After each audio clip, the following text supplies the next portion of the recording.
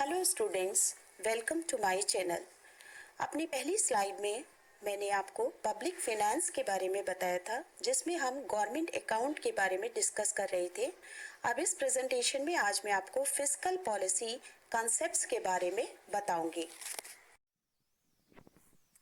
Presentation शुरू करने से पहले मेरा आप सभी से ये रिक्वेस्ट है कि आपने अभी तक अगर मेरे चैनल को सब्सक्राइब नहीं किया है तो प्लीज़ उसे सब्सक्राइब करें और लाइक भी करें मेरे वीडियो को, और ज़्यादा से ज़्यादा स्टूडेंट्स के बीच में उसे शेयर भी करने की कोशिश करें।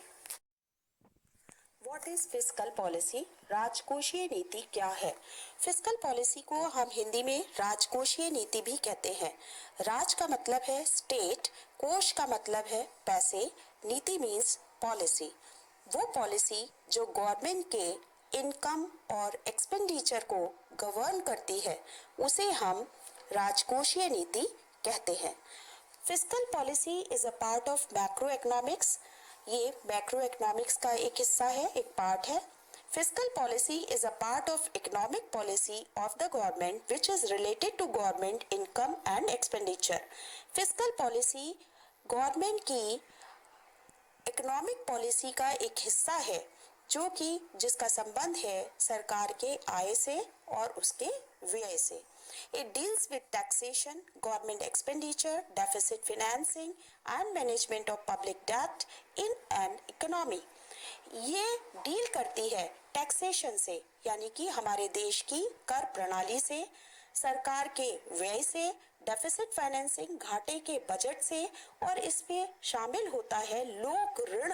हमारे देश में लोक ऋण की क्या भूमिका है उस सब का प्रबंध भी इस राजकोषीय नीति में शामिल किया जाता है।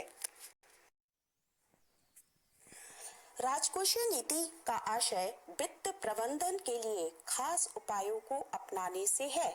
इसकी मदद से सरकार खर्चों के स्तर और टैक्स की दरों को एडजस्ट करती है, जिससे कि अर्थव्यवस्था में संतुलन की स्थिति बनी रहे। राजकोषीय नीति आर्थिक विकास को बल देती है। इसके जरिए सरकार अधिक खर्च को नियंत्रित करती है, टैक्स में कटौती करती है। इसका यही उद्देश्य होता है कि उपभोक्ताओं के हाथों में अधिक से अधिक पैसा आए।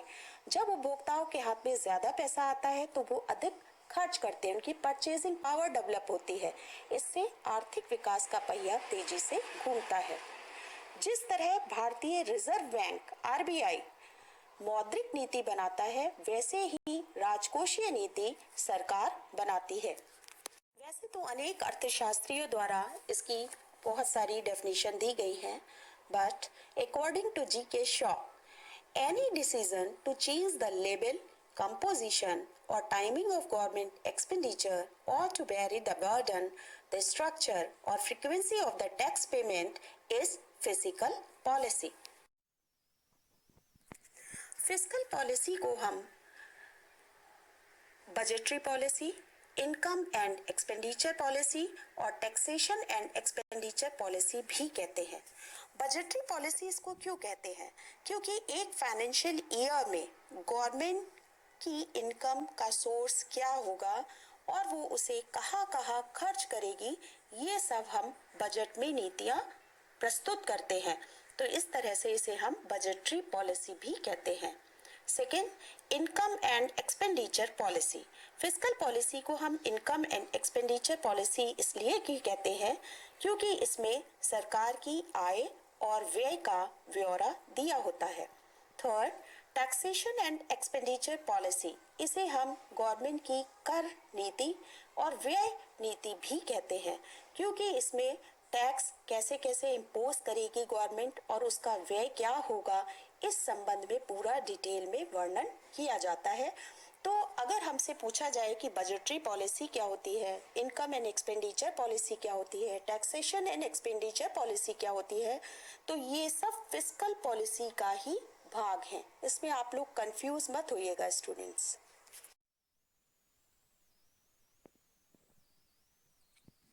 बात करते हैं फिस्कल पॉलिसी में क्या क्या चीजें शामिल होती हैं। डिजाइनिंग ऑफ फिस्कल पॉलिसी, जिसमें एक मोस्ट इम्पॉर्टेंट पॉइंट आता है टैक्स स्ट्रक्चर, यानी करों का ढांचा। सरकार कि सबसे पहली जिम्मेदारी ये होती है कि वो अपनी इनकम के सोर्स जनरेट करे। तो सरकार की इनकम का जो एक मेन सोर्स होता है वो होता है टैक्स। टैक्स दो प्रकार के होते हैं, डायरेक्ट टैक्स और इनडायरेक्ट टैक्स। इनडायरेक्ट टैक्स का रूप आजकल ज्यादातर जीएसटी ने ले लिया है। सिर्फ प्रत्यक्ष कर ही मोस्टली देखने को मिलता है, जैसे कि इनकम टैक्स है हमारा, वो प्रत्यक्ष कर है, वो डायरेक्ट हम पर ही लगाया जाता है और हमें ही पे करना होता है उसको। तो गवर्नमेंट जो होता है अपने सोर्सेस से टैक्स को कलेक्ट करती है, जिससे कि उसे इनकम होती है। सेकेंड पॉइंट आता है इसमें, डिटरमाइनिंग टैक्स रेवेन्यू। अब जो टैक्स लगा के उसको जो मनी जनरेट होती है, तो वो उन पैसों का निर्धारण कैसे करे, तो ये भी एक सेकेंड एंड फॉरमोस्ट काम होता है गवर्नमेंट का। थर्ड आता है इसमें, हैंडलिंग पब्लिक एक्सपेंडिचर। अब गवर्नमेंट को इनकम भी हो गई, उसने उसको डिटरमाइन भी कर लिया, उसका निर्धारण भी कर लिया। अब होता है कि वो इस टैक्स के पैसे को कैसे हैंडल करे। जैसे वो रोड बनवा सकती है या कुछ और समाज सेवा का काम कर सकती है, सार्वजनिक व्यय करती है वो लोगों की भलाई के लिए। तो उसका भी पूरा ब्यौरा बजट में दे रखा होता है, सरकार की आय का और सरकार की व्यय का, कि किन किन मदों पर सरकार कितना कितना व्यय करेगी। नेक्स्ट आता है ऑब्जेक्टिव ऑफ फुल एम्प्लॉयमेंट। वो जो भी व्यय करती है उसका मेन एम क्या होता है कि वो उसे फुल एम्प्लॉयमेंट इज अचीव्ड, कि उसका जो एम है फुल एम्प्लॉयमेंट का वो अचीव हो जाए। नेक्स्ट है गवर्नमेंट एक्सपेंडिचर। गवर्नमेंट क्या करती है, अगर उसकी एक्सपेंडिचर ज्यादा हो जाते हैं और उसकी इनकम कम हो जाती है, तो वो क्या करती है, तो वो नेक्स्ट पॉइंट है आपका पब्लिक डेब्ट। वो क्या लेती है, ऋण लेती है। ऋण वो बाहर से ले सकती है, अंदर से भी ले सकती है। अंदर मतलब अपने देश के आंतरिक सरकारों से, स्थानीय सरकारों से, स्थानीय व्यक्तियों से, वो कहीं से भी ऋण ले सकती है। और एक्सटर्नल ऋण वो देश के बाहर से उन ऋणों को लेती है। अगर सरकार के व्यय ज्यादा हो और इनकम कम हो, तो फिर बजट जो होता है वो घाटे का बजट कहलाता है, जिसके बारे में अभी हम आगे स्लाइड्स में बताएंगे। Maintain stable price level. सरकार का इन सब के बीच में जो फिस्कल पॉलिसी का एक जो मेन एम होता है वो क्या होता है, जो कीमतों का स्तर जो है वो स्थिर रहे। जो उसका उद्देश्य है कि कीमतों के स्तर में कोई भी फ्लक्चुएशन ना हो, ना इन्फ्लेशन हो ना डिफ्लेशन हो, स्टेबल रहे। प्राइस का जो लेवल है वो भी उसका स्टेबल रहे। अब हम बात करते हैं objectives of fiscal policy. Fiscal policy के उद्देश्य क्या है, ये किस लिए बनाई जाती है। तो इसमें हमारा फर्स्ट पॉइंट है to remove poverty and unemployment, यानी कि गरीबी और बेरोजगारी को दूर करने के लिए फिस्कल पॉलिसी, राजकोषीय नीति बनाई जाती है। अब ये गरीबी और बेरोजगारी दूर कैसे होती है। गवर्नमेंट एक्सपेंडिचर जो कि फिस्कल पॉलिसी का एक हिस्सा है, एक उसका पार्ट है। तो गवर्नमेंट एक्सपेंडिचर के अंतर्गत गवर्नमेंट जो होती है सार्वजनिक व्यय करती है। माना कि वो रोड का निर्माण करवा रही है, तो वहां पर उस रोड के निर्माण में वर्कर्स काम करते हैं। तो जब वर्कर्स काम करते हैं तो उनको पेमेंट मिलता है। अगर उन्हें पेमेंट मिलेगा तो उससे उन्हें बेरोजगारी भी उनकी दूर हो जाएगी, क्योंकि उन्हें रोजगार मिलता है और इससे उनकी गरीबी दूर करने में भी सहायता मिलती है। नेक्स्ट है टू कंट्रोल इन्फ्लेशन और टू रिड्यूस प्राइस फ्लक्चुएशन, यानी फिस्कल पॉलिसी का दूसरा ऑब्जेक्टिव होता है कि इन्फ्लेशन, मनी इन्फ्लेशन को नियंत्रित करना और प्राइस में जो भी फ्लक्चुएशंस आते हैं, ऊंचा नीचापन जो आता है, यानी इन्फ्लेशन और डिफ्लेशन जो भी होता है उसको कम करना है। अब इसके लिए पहले ये जानना जरूरी है कि मनी इन्फ्लेशन क्या होता है।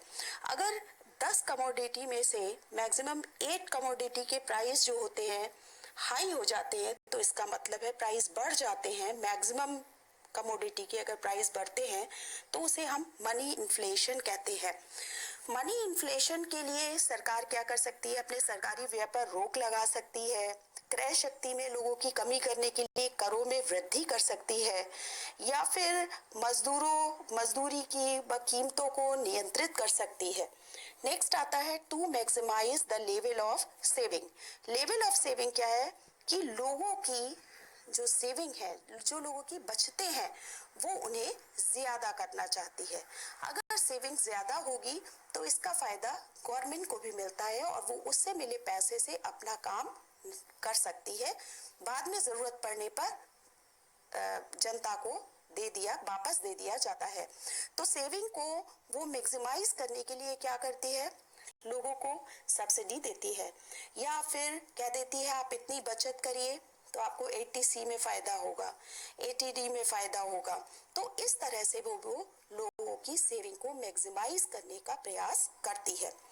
नेक्स्ट है to increase the employment opportunities, यानी कि रोजगार के अवसर को बढ़ाना। रोजगार के अवसर को बढ़ाने के लिए वो विभिन्न हो सकता है छोटे छोटे कुटीर उद्योग धंधे खोलने के लिए लोन देती है, लोगों को ट्रेनिंग कराती है, जिससे कि रोजगार के अवसर लोगों को उपलब्ध हो, उनकी क्रय शक्ति बढ़े, उनकी निर्धनता दूर हो, उनकी बेरोजगारी दूर हो जाए। नेक्स्ट है to remove sectoral imbalance. Sector, हमारे यहाँ 3 सेक्टर काम करते हैं, प्राइमरी सेक्टर, सेकेंडरी सेक्टर और सर्विस सेक्टर। अगर सरकार प्राइमरी सेक्टर पर ज्यादा ध्यान दे, बाकी सेकेंडरी और सर्विस सेक्टर पर कोई ध्यान ना दे, या फिर सेकेंडरी पर दे सर्विस पर ना दे, तो इस तरह जो इम्बैलेंस हो जाता है सरकार उसको दूर करने का प्रयास करती है कि हर सेक्टर पर बराबर का ध्यान दिया जाए। लास्ट है to increase growth rate of economy, यानी कि हमारी जो इकोनॉमी है उसकी आर्थिक दर को बढ़ाना।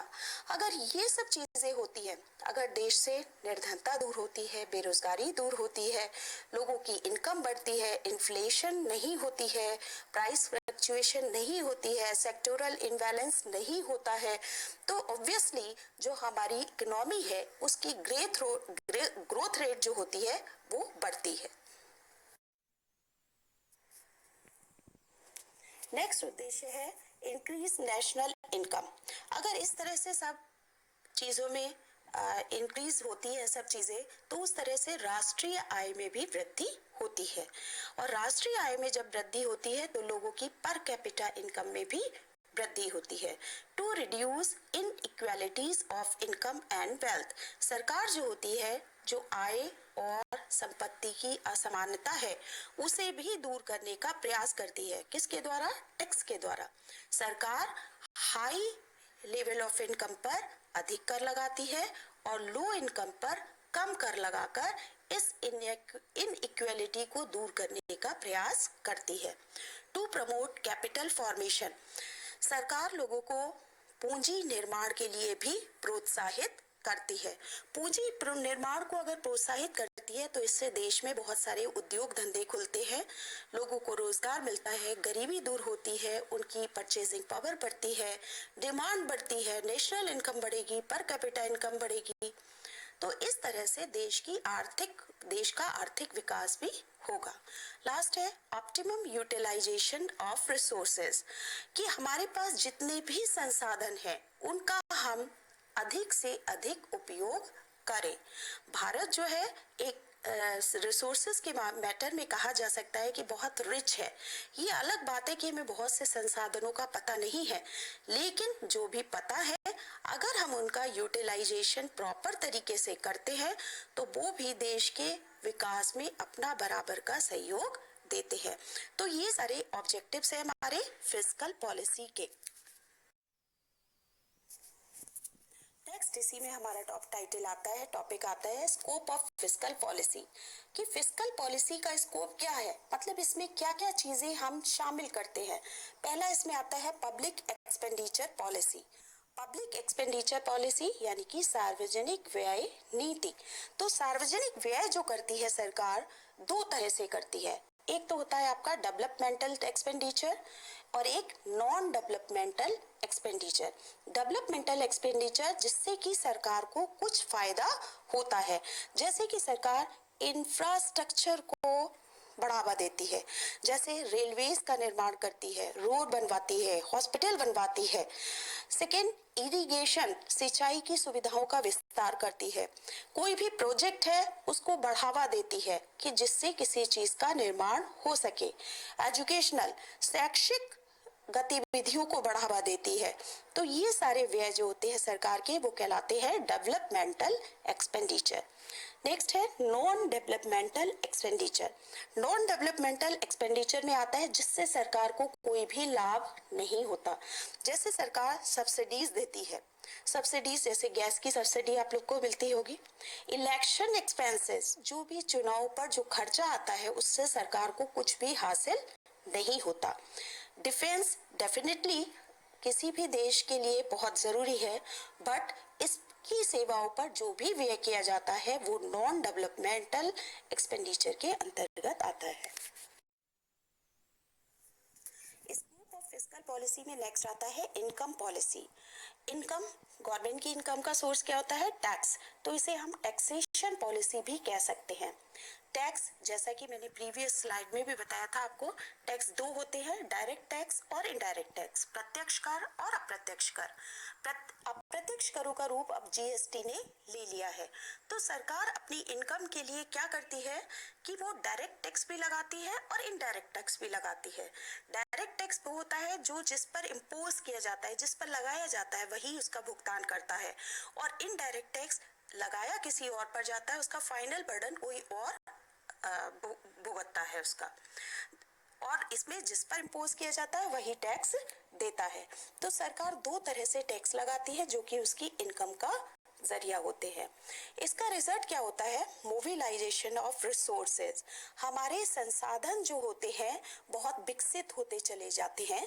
प्रमोट सेविंग, इससे लोगों को अगर टैक्स लगने का डर होता है तो वो क्या करते हैं? सेविंग भी करते हैं, बचत करते हैं। प्रमोट इन्वेस्टमेंट, लोग कहीं पर अपना पैसा लगा देते हैं। Bring equality of income and wealth, और इस तरह से सरकार जो होती है वो आय और संपत्ति की असमानता को दूर करने का प्रयास करती है। Next, scope of fiscal policy में नेक्स्ट है पब्लिक डेब्ट पॉलिसी। इसमें RBI, reserve bank of India, government के एजेंट के रूप में कार्य करता है, और सरकार जो होता है वो इंटरनल डेब्ट भी लेती है और एक्सटर्नल डेब्ट भी लेती है। इंटरनल डेब्ट यानी कि आंतरिक ऋण व्यवस्था, इसके अंतर्गत सरकार देश के अंदर से ऋण लेती है, और एक्सटर्नल डेब्ट ये जिसे कि सरकार विदेशों से लेती है। जब सरकार के व्यय ज्यादा हो जाते हैं आय से, तो सरकार को कभी कभी ऋण भी लेना पड़ता है। इसमें आप देख रहे होंगे लिखा है when government expenditure is more than government income. Deficit financing, घाटे के बजट में जब सरकार के व्यय उसकी आय से अधिक हो जाते हैं तो taking loan by RBI to meet the budgetary deficit, तो उस घाटे को दूर करने के लिए, बजट के घाटे को दूर करने के लिए सरकार आरबीआई से लोन भी लेती है, जिसका रिजल्ट क्या होता है कि मनी सप्लाई देश में बढ़ता है। मनी सप्लाई क्या बढ़ता है? लोगों के हाथ में पैसा हो जाता है, लेकिन वैल्यू जो होती है मनी की वो कम हो जाती है, क्योंकि मांग इतनी नहीं रहती, जिससे कि प्राइस लेवल भी बढ़ जाता है। तो जहां तक हो घाटे का बजट नहीं बनाना चाहिए, लेकिन अगर सरकार के व्यय अधिक हो जाते हैं तो सरकार घाटे का बजट भी बनाती है। आई होप आपको जो भी मैंने फिस्कल पॉलिसी में समझाया है वो सब आपको क्लियर होगा। क्वेश्चंस मैंने फ्रेम किए हैं। फिस्कल पॉलिसी कौन बनाता है? क्या डायरेक्ट टैक्स का रूप जीएसटी ने ले लिया है? इंटरनल डेट क्या देश के बाहर से लिया जाता है? आरबीआई डेफिसिट फाइनेंसिंग को दूर करने के लिए क्या करती है? गवर्नमेंट का एजेंट कौन होता है? इनकम टैक्स क्या डायरेक्ट टैक्स का हिस्सा है? बजटरी पॉलिसी क्या फिस्कल पॉलिसी ही है? फिस्कल पॉलिसी में सरकार की सिर्फ आय ही शामिल होती है? तो ये सब कुछ क्वेश्चन मैंने खुद से फ्रेम किए हैं। आप इसको देख के अपने को टेस्टिफाई कीजिएगा कि आपने इन स्लाइडों में पढ़ के क्या कुछ सीखा है।